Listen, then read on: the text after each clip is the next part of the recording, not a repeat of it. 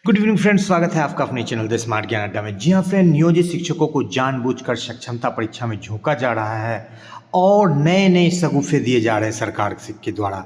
चाहे वो CBT computer based test हो या रिजल्ट के नाम पर नॉर्मलाइजेशन हो, जिसे कई सारे शिक्षकों ने हो सकता है पहली बार सुना हो, कई लोग जानते हैं। लेकिन आज के इस अंक में आपको नॉर्मलाइजेशन प्रक्रिया के विषय में बताया जाएगा कि सक्षमता परीक्षा से रिलेटेड नॉर्मलाइजेशन जो परीक्षा होगा उसमें कितने अंक घटेंगे या बढ़ेंगे, क्या होता है, कैसे होता है, क्यों ज़रूरी है सरकार के लिए और आपको भी जानना क्यों ज़रूरी है।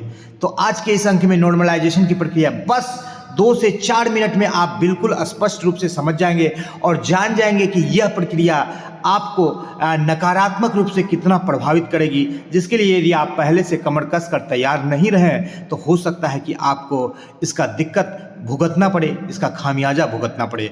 जी हाँ फ्रेंड, तो चलते हैं अगले स्लाइड पर और देखते हैं कि ये नॉर्मलाइजेशन की प्रक्रिया हम नियोजित शिक्षकों को किस हद तक प्रभावित कर सकती है, इसका कितना हमारे ऊपर में प्रभाव पड़ेगा, इस चीज़ को हम लोग जानेंगे। जी हाँ फ्रेंड, विभिन्न परीक्षाओं में नॉर्मलाइजेशन का प्रोसेस लिया जाता है। इसमें कहीं कोई बात नहीं है, चाहे वो सीटेट का एग्ज़ाम हो, रेलवे का एग्ज़ाम हो, चाहे अन्य कई सारे एग्जाम हो, नॉर्मलाइजेशन की प्रक्रिया की जाती है।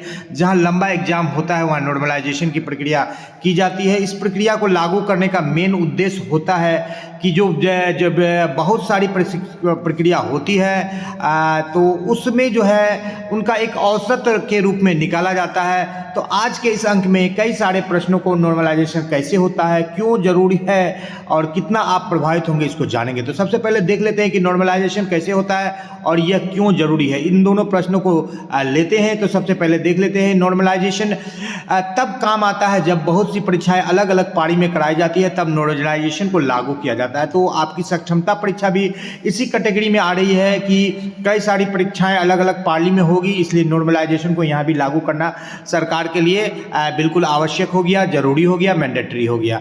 अब परीक्षा में नॉर्मलाइजेशन क्या होता है? क्या होता है नॉर्मलाइजेशन? जब आप नॉर्मलाइजेशन सिस्टम से पेपर कितना कठिन था इसका स्तर तय किया जाता है और अंक निर्धारित किया जाते हैं।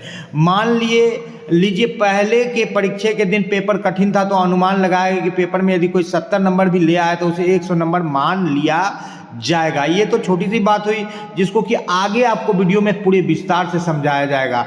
नॉर्मलाइजेशन में कितने मार्क्स बढ़ेंगे, संगठन उम्मीदवार के कुल अंक 1 या 2 जुड़ सकता है, उसकी पाली का पेपर अन्य पालियों की तुलना में कठिन था या अधिक था। तो आपके जो सक्षमता परीक्षा में भी है नॉर्मलाइजेशन के द्वारा या तो आपका 5 मार्क्स बढ़ेगा अधिक से अधिक या 5 मार्क्स बढ़ेगा। इससे ज़्यादा आपको नॉर्मलाइजेशन की प्रक्रिया में आपके अंक घटने बढ़ने वाले नहीं हैं। अधिक से अधिक 1 या 2 अंक का होगा, क्योंकि जो सेटर क्वेश्चन सेट करते हैं वो ये सोच के करते हैं कि सभी पालियों की एक समान क्वेश्चन हो, लेकिन कुछ थोड़ी सी जो है कठिनता का लेवल कभी कम और कभी ज़्यादा हो जाता है। तो आप ये जान के चले कि प्लस माइनस जो है 5 ही आपको प्रभावित कर सकता है नॉर्मलाइजेशन की प्रक्रिया। इसलिए इस प्रक्रिया को लेकर के ज़्यादा चिंतित होने की नहीं जरूरत है, चिंता करने की जरूरत है तो 90% शिक्षक जो है कंप्यूटर से अनजान है, यानी कंप्यूटर की जिनकी जानकारी नहीं है, ऐसे 90% शिक्षकों को सीबीटी का अभ्यास करना पड़ेगा। जी हाँ फ्रेंड, नॉर्मलाइजेशन एक ऐसी प्रक्रिया है, यह तब काम आता है जब बहुत सी परीक्षाओं को एक साथ लिया जाता है। और यह क्यों आवश्यक है? नॉर्मलाइजेशन की प्रक्रिया इसलिए आवश्यक क्योंकि जब बहुत से विद्यार्थी अलग अलग पाली में परीक्षा दे रहे हैं तो यह नामुमकिन है कि किसी विद्यार्थी की परीक्षा में कठिन सवाल पूछे गए और हो सकता है किसी विद्यार्थी की परीक्षा में सरल सवाल पूछे गए हो।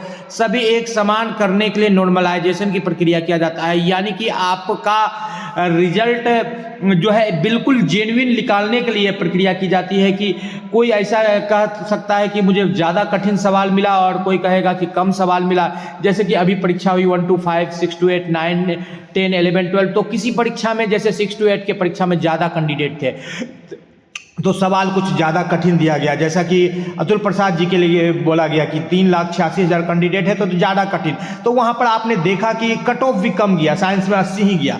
तो इसी तरह से अन्य जगह पर जो थोड़ा सरल सवाल आए तो मैथ में 100 प्लस चला गया कट ऑफ में। तो इस तरह से जो है नॉर्मलाइजेशन की प्रक्रिया में उसका औसत 95, तो 95 यानी कि जिसको कम 5 नंबर बढ़ जाएगा। इधर मैथ साइंस वाला जो 6 to 8 में था, यदि 9, 10 में वो उसको नॉर्मलाइजेशन किया जाए तो जिसको आपको अभी उदाहरण के के साथ बिल्कुल स्पष्ट करके दिखाया जाएगा और 3 पालियों का आपको बताया जाएगा कि किस तरह से नॉर्मलाइजेशन की प्रक्रिया की जाती है और क्यों की जाती है। जी हाँ फ्रेंड, तो वीडियो पर बने रहे और आप देख लेते हैं कि किस तरह से नॉर्मलाइजेशन का काम किया जाता है। कच्चे आंकड़ों की तुलना में कमी और वृद्धि हो सकती है। हाँ, पूरी तरह से सभी सत्रों में उम्मीदवारों के प्रदर्शन के आधार पर गणना किए गए मापदंडों पर नॉर्मलाइजेशन की प्रक्रिया निर्भर करती है। अब आपको नॉर्मलाइजेशन की प्रक्रिया के द्वारा जो है जो सक्षमता परीक्षा होगी उसको बिल्कुल समझाने की प्रयास की जा रही है। ये नॉर्मलाइजेशन की प्रक्रिया स्टूडेंट की कैटेगरी यानी टीचर है, प्रश्न के डिफिकल्टी लेवल, एग्जाम में स्टूडेंट के परफॉर्मेंस, एग्जाम में स्टूडेंट की संख्या और यूनिवर्सिटी यानी जो भी विज्ञापन या जो भी सीट है उसकी संख्या पर निर्भर करती है। 5 चीज़ों पर यह नॉर्मलाइजेशन निर्भर कर रहा है। आपकी डिफिकल्टी लेवल ही सिर्फ नहीं, वहाँ सीट कितनी है और कैटेगरी क्या है, परफॉर्मेंस कैसा है, संख्या कितनी है शिक्षकों की या स्टूडेंट की, इस पर भी नॉर्मलाइजेशन निर्भर करता है।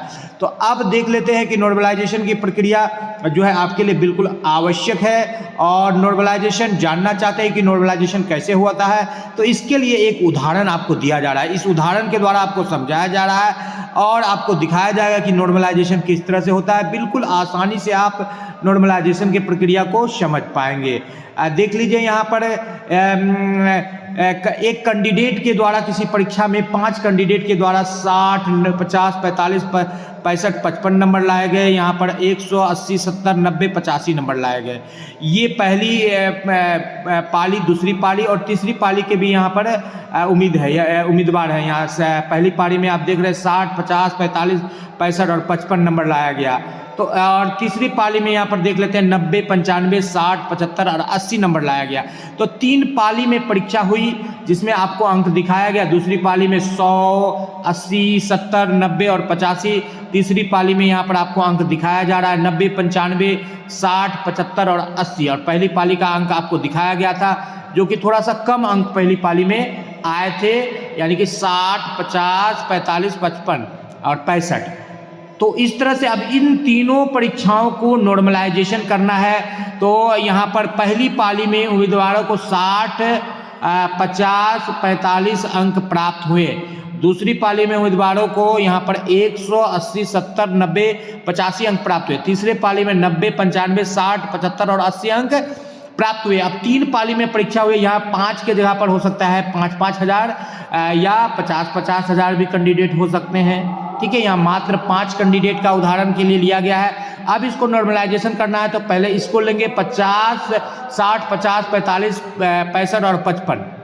तो इसको देख लेते हैं कि अब यहाँ पर आप देख लीजिए कि क्या कुछ निकाला गया है। सबसे पहले उम्मीदवार में जितनी थी, तो जैसे 60, 50, 45, 55 का मीन निकालेंगे यानी कि औसत, यानी कि 5 से भाग देंगे तो ये कितना आया, 55 आया। अब इसका नॉर्मलाइजेशन दूसरे पाली के साथ करना है तो दूसरी पाली में कितना आया है, तो 180, 70, 90 और 85। इसका औसत कितना आ गया, 85। पहली पाली का औसत आया 55, दूसरे पाली का औसत आया 85। अब दोनों के बीच में डिफरेंस देखना है। 55 से 55, 10, 65, 10, 75, 10, 85 यानी 30 का डिफरेंस है। दोनों से कितना का डिफरेंस है, 30 का डिफरेंस है। तो अब हम पहली पाली के उम्मीदवारों में 30 अंक जोड़ देना होगा। तो अब पहली पाली के जितने भी उम्मीदवार थे यहाँ कम नंबर दिखाई पड़ रहे हैं, लेकिन अब इनमें 30 नंबर जुट जाएगा। तो जैसे जिनको यहाँ पर देख पा रहे हैं 65 नंबर आया है, उनको 65, 10, 75, 10, 85, 10, 95 नंबर आ जाएंगे। और जिनको यहाँ पर 100 आया तो 100 ही ठीक रहेगा। किसी का 80 आया है, 70 आया, तो इन दोनों कैंडिडेट से, ये 85 वाले कैंडिडेट से जो ये 95 वाले, यानी यहाँ पर जो 65 नंबर लाया, यहाँ के 80, 70 और 85 लाने वाले कैंडिडेट और 90 लाने वाले कैंडिडेट से उन्होंने बेहतर प्रदर्शन किया जिसने 65 नंबर लाया पहली पाली में, क्योंकि नॉर्मलाइजेशन करने पर 30 नंबर का इस पाली के सभी प्रतिभागियों को लाभ हुआ। अब तीसरी पाली के साथ यदि इसका नॉर्मलाइजेशन करना है तो अब आप देख लेते हैं कि यहाँ पर जो है तीसरी पाली का औसत कितना आता है उसको भी देख लेना है, और उसके साथ जो है दूसरी पाली को जोड़ करके आपको नॉर्मलाइजेशन करना पड़ेगा। जैसे यहाँ पर देख पा रहे हैं कि 50, 30 और 80 हुआ, 45, 30। अब यहाँ पर तीसरी पाली के साथ आपको दिखा देते हैं। इसी तरह से नॉर्मलाइजेशन की प्रक्रिया आपको करनी है। तीसरी पाली के अंकों का मीन देखिए यहाँ पर 80 आया है मीन, और दूसरी पाली का 85 आया है। तो यहाँ पर जो है कि तीसरी पाली वाले कैंडिडेट का भी जो है 5-5 अंक करके बढ़ेगा। अब तीसरी पाली में किसी को 90 आया तो 95 हो जाएगा, 95 आया तो 100 हो जाएगा, 60 आया तो 65 हो जाएगा। अब आपको मुझे ऐसा लग रहा है कि नॉर्मलाइजेशन की प्रक्रिया पूरी तरह से समझ में आ गई होगी, और नॉर्मलाइजेशन से आपको ज़्यादा घबराना नहीं है। आप यदि अपने मेरिट के हिसाब से प्रदर्शन करेंगे तो बिल्कुल आपको इस प्रोसेस का कोई हानि नहीं बल्कि इसका लाभ मिलेगा। और ये लाभ आपको इसलिए मिलेगा कि यदि आपका नॉलेज अच्छा है तो आपको कठिन प्रश्न भी आए तो आप यदि अपने मेरिट के अनुसार उसको बनाने में, सॉल्व करने में सफल होते हैं तो बिल्कुल आप निश्चित रहें कि आपको कम अंक भी आ रहे हैं कठिन प्रश्नों में, तो अन्य जो परीक्षार्थी जिन्होंने हल्के प्रश्नों का उत्तर दिया उससे आप बेहतर प्रदर्शन कर सकते हैं, आपके अंकों में वृद्धि हो सकती है। जी हाँ फ्रेंड, वीडियो पसंद आ रहा है तो लाइक कर दे, और चैनल पर नए हैं या अब तक सब्सक्राइब नहीं किया तो सब्सक्राइब कर ले। और नॉर्मलाइजेशन की प्रक्रिया आपके लिए कहीं से भी नकारात्मक नहीं है, सकारात्मक चीज़ है जिससे आपको लाभ मिलेगा। तो डरिए मत, बिल्कुल आप अपने तैयारियों में मुस्तैद रहिए। द स्मार्ट ज्ञान अड्डा आपके साथ है। उम्मीद है कि आपके लिए द स्मार्ट ज्ञान अड्डा PDF के साथ साथ वीडियोज भी सक्षमता परीक्षा के लिए लेकर के आएगी। इसके लिए जो है तैयारी चल रही है। जी हाँ फ्रेंड, वीडियो पसंद आ रहा तो लाइक कर दे, चैनल पर नए हैं आप तक सब्सक्राइब नहीं किया तो सब्सक्राइब कर ले।